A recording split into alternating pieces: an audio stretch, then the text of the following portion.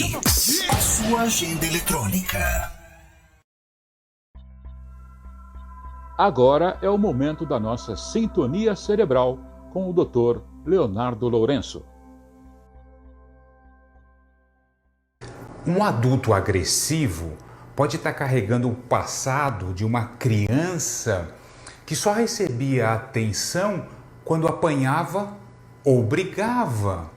E talvez seja muito mais suportável a dor de bater ou apanhar do que o terror de se sentir rejeitado ou excluído.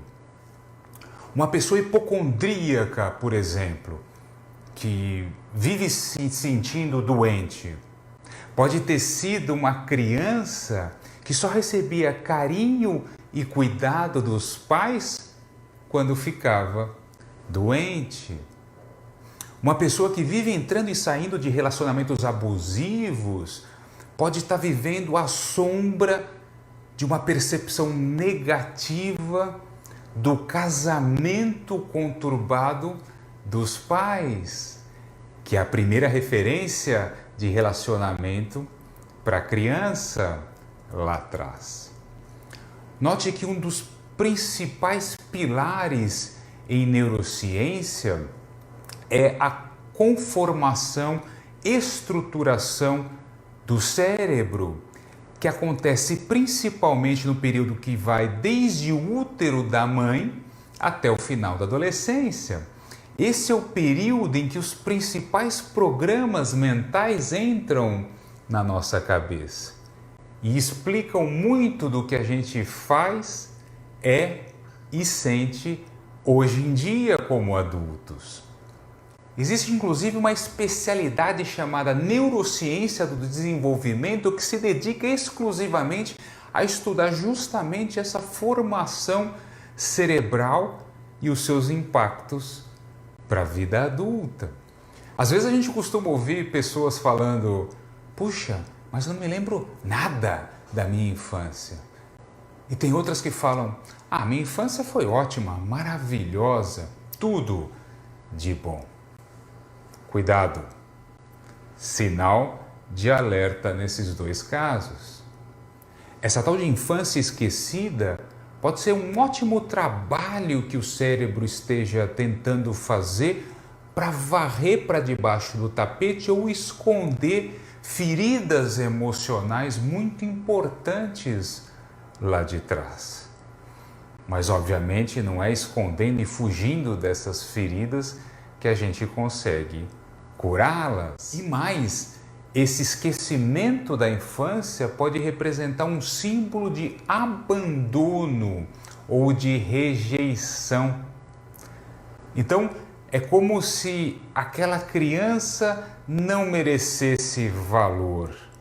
Assim como ela foi desvalorizada pelos adultos da época, hoje a gente pode estar fazendo o mesmo comportamento repetitivo de achar que aquela criança não merece sequer ser lembrada. O outro mito, o da infância perfeita. O que isso pode significar? Que esta criança provavelmente foi adestrada a nunca olhar para o lado ruim, a não ser permitido expressar sentimentos negativos como dor, medo, raiva, tristeza ou sofrimento. É como quando a criança corta, por exemplo, se machuca, está lá sangrando, e aí vem o adulto e fala: não foi nada, esquece isso, vai passar. Ou então a criança começa a chorar, engole o choro. Isso pode funcionar como uma castração emocional.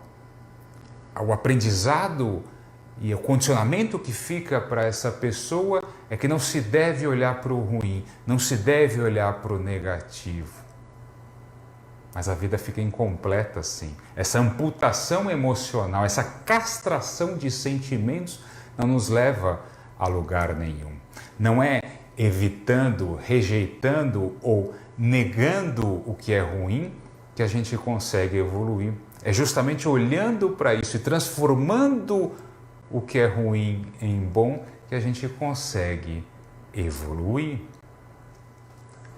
É justamente a exploração completa das nossas emoções e dos sentimentos que nos tornam fortes, íntegros e verdadeiramente humanos.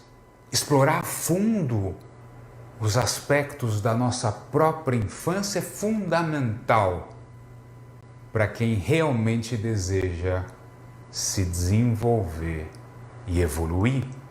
Há inclusive, por exemplo, um estudo de revisão publicado em 2020, no ano passado, pela renomada Universidade de Harvard, em que eles apontam de forma contundente que as experiências de vida dos nossos primeiros anos têm um impacto fundamental na saúde física e mental na vida adulta.